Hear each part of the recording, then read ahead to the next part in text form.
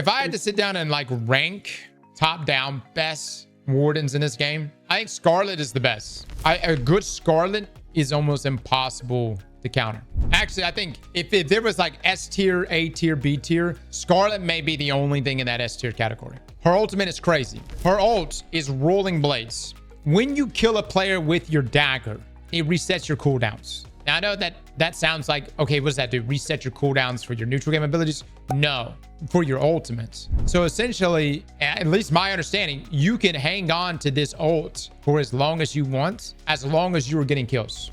The shifting destructible walls of the sand is really nice too. Stealth mode, I know people are not that crazy about it, but you know, it gets you out of sticky situations and you know, you can reposition yourself and sneak up on your enemies. But S tier wise, I think Scarlet is the best warden in the game. Under her, I think I gotta put Slade there. Slade and Attakus both are, I would say, are A tier wardens. Attakus has his ult's pretty good. You know, you rise in there, you do your lightning spears, but people can dodge it. They can literally just hide and wait you out. The shock spear is really good because imagine you go in and you plant a bomb, or you're just trying to just secure a zone. The shock spears, they don't do like a tremendous amount of damage, but it actually just like freaks the enemy out.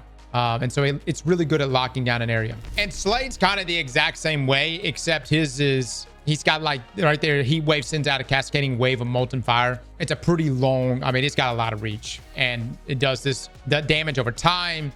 It's his firestorm, which is his ult ability. It's all right.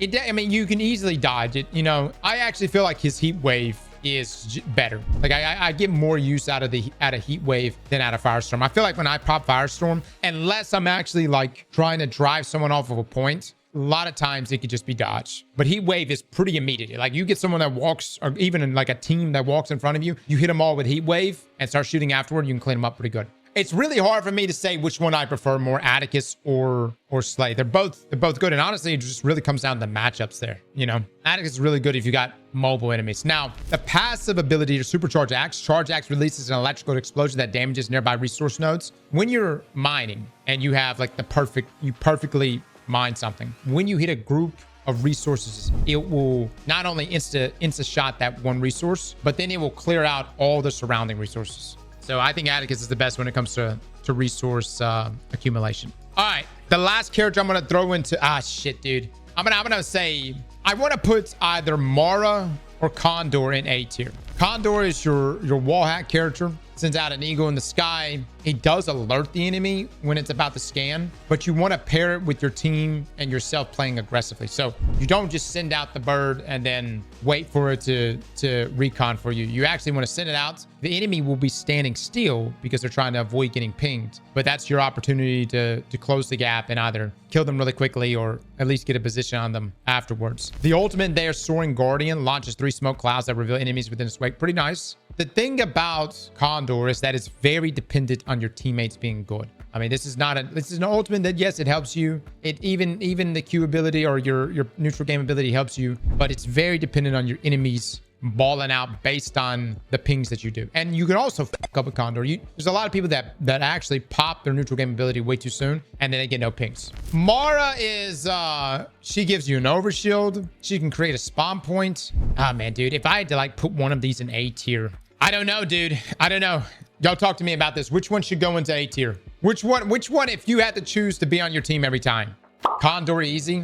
This is where Mara's good. You're moving up to a shield break. You place the ultimate somewhere in the corner around there. Even if you wipe, you're spawning up right there next to the shield break. You will overwhelm your enemy because they're expecting after they wipe you to just spawn them back up your base and having to make their way back to the shield break. And now as far as like pushing the base, I actually don't feel like I get much out of Mara. And in some ways, I don't feel like I get much out of Condor either. You know what I mean? Mara is especially good, though, at locking down the shield break. I'm going to say Condor is A tier. I'm going to put Mara in B tier. All right, so this leaves me the rest of our guys. We've got our 2 defense characters. We've got Kai. We've got Una. Una's the plant person who puts out these plants. You got the little forest wisp. You got the big tree walker. They're not necessarily super potent, but they are really good at, like, if you arm a bomb and then you place all the wisp and walker around and stuff, it does a really good job of keeping the enemy from being able to go in there and defuse. At the same time, if there's any type of obstruction, especially from the walker there, you can kind of avoid taking damage from it.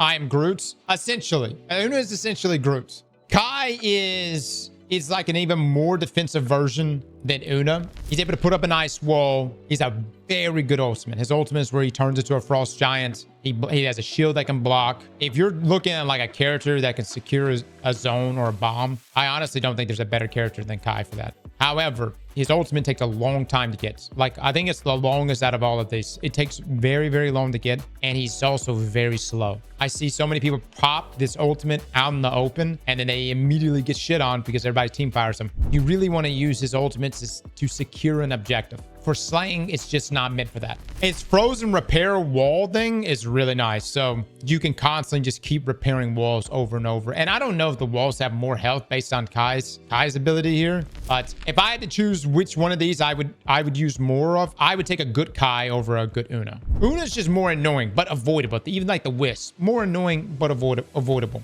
All right, this takes us to Redmayne. I'm gonna be honest, I don't play this character much. I probably only played him like twice in the tutorial and one other time during a match.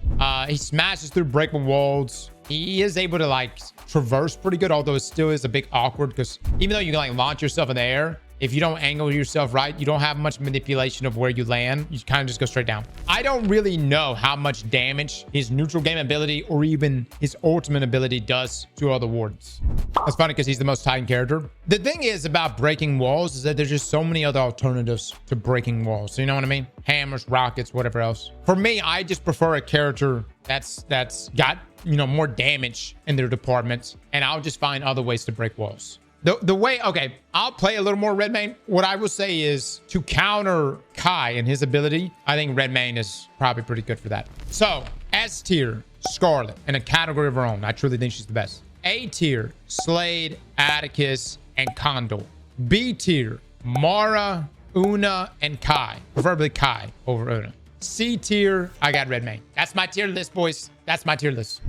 None of these characters are inherently bad. No, I don't think so. They all have, I get some are more for team synergies, you know. I'd say the way to look at this is like which characters have the best synergies together.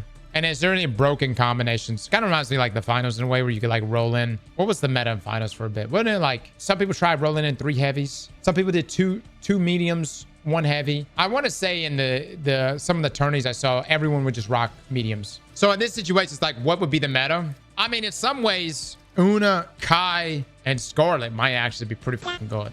Just go 2 defensive, and then 1 crack person on Scarlet. Slap that like button like your mama told you right.